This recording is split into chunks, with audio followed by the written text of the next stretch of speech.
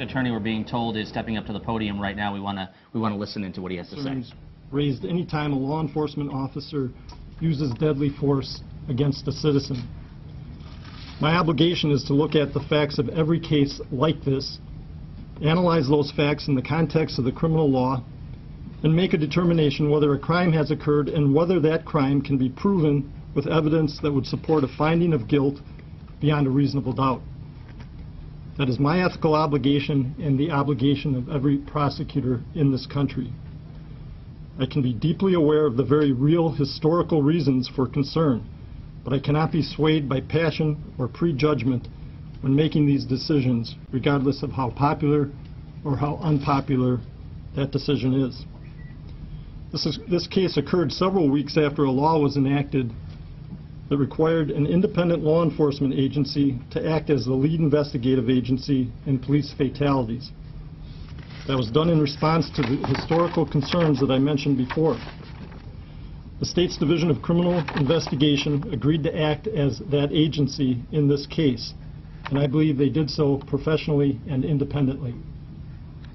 In the spirit of that law, I also sought out and received a completely independent assessment of the facts in this matter from a nationally recognized expert in the use of force by the name of Emmanuel Capelson.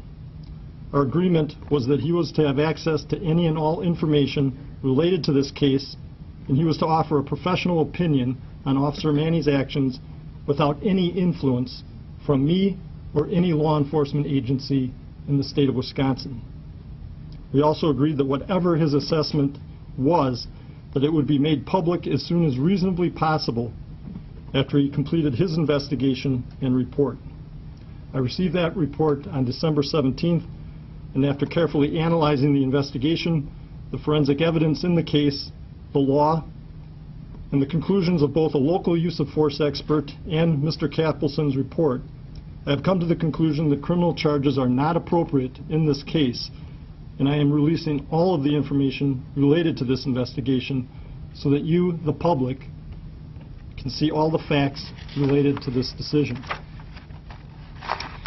I will now briefly outline what those facts are and explain them in the context of the law of self-defense, how an officer is trained to use force, and what the independent expert's assessment of those facts are. Now, as you came in today, I made available for you both the initial report from me, but there's also attachments that include the expert's complete report. It's a 28-page, single-spaced report. You have the complete report from Lieutenant Martin from the Greenfield Police Department, the local use of force expert. You have the autopsy report. You have the Wisconsin Crime Lab DNA results. You have the entire dispatch log from the Milwaukee Police Department, and any exhibits that I talk about today will also be made available to you. In addition, the Division of Criminal Investigation is prepared to release all reports related to this incident pursuant to the new state law. So all that information will be made available.